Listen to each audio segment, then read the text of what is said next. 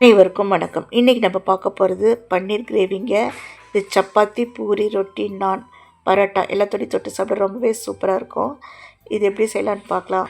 இந்த வீடியோ உங்களுக்கு பிடிச்சதுன்னா ப்ளீஸ் லைக் பண்ணி, ஷேர் பண்ணி, சப்ஸ்கிரைப் பண்ணி, கமெண்ட் பண்ணுங்கள். Welcome to my channel cook for my செல்லம். ஒரு கடாய் எடுங்க, 2 டீஸ்பூன் ஆயில் ஊற்றுங்க. 200 கிராம் பன்னீரை நல்லா க்யூபாக கட் பண்ணி சேர்த்துருக்கேன். அடுப்பை சிம்மில் வச்சுட்டு ஒரு 5 மினிட்ஸ் நல்லா ஃப்ரை பண்ணி நம்ம வேறு தட்டுக்கு மாற்றிடலாம். அதே கடாயில் 10 பல் பூண்டு, 1 இன்ச் அளவுக்கு இஞ்சி, 2 பெரிய வெங்காயம் சேர்த்துட்டு வெங்காயம் கண்ணாடி பதம் வரட்டும், அது வரைக்கும் நல்லா வதக்கி விடுங்க.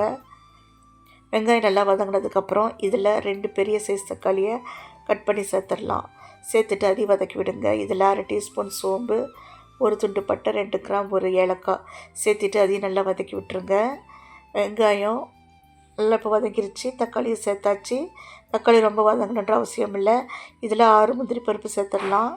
சேர்த்துட்டு ஸ்டவ் ஆஃப் பண்ணிட்டு இது ஒரு ஃபைன் பேஸ்ட்டாக அரைச்சி எடுத்துகிட்டு வந்துடலாம். இப்போது ஒரு பவுல் எடுத்துக்கோங்க. 100 கிராம் தயிர், புளிக்காத தயிராக சேர்த்துக்கோங்க. 1 டீஸ்பூன் காஷ்மீரி சில்லி, 1 டீஸ்பூன் மல்லித்தூள், 1/2 டீஸ்பூன் மஞ்சள் தூள், 1 டீஸ்பூன் கசூரி மேத்தி சேர்த்துட்டு இதை நல்லா கலந்து வச்சு ஒரு பக்கமாக வச்சுருங்க. இது அப்படியே இருக்கட்டும்.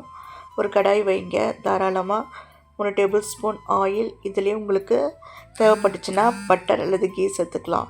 1/2 டீஸ்பூன் ஜீரகம் சேர்த்துட்டு நல்லா பொரியட்டும். நம்ம கலந்து வச்ச தயிர் கலவையை, தயிரோடு நம்ம மசாலா கலந்தோம் இல்லைங்களா, அந்த கலவையை சேர்த்துட்டு அடுப்பை சிம்மில் வச்சுட்டு நல்லா ஒரு 5 நிமிஷம் கைவிடாமல் குக் பண்ணுங்கள். எண்ணெய் நல்லா பிரிஞ்சு வரணும்.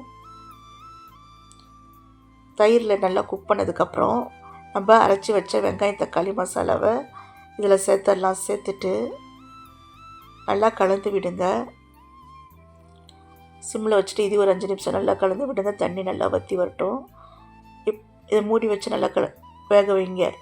இப்போது எல்லாம் எண்ணெய் பிரிஞ்சு வந்துருக்குது. நம்ம ஃப்ரை பண்ண பன்னீரை சேர்த்துடலாம். சேர்த்துட்டு கலந்து விட்டுட்டு இதில் 1 கப் தண்ணி சேர்த்துக்கலாங்க. சேர்த்துட்டு தேவையான அளவுக்கு உப்பு சேர்த்துறேன். உப்போட அளவுன்னு பார்த்திங்கனாக்கா 1 டீஸ்பூன் சேர்த்துக்கோங்க.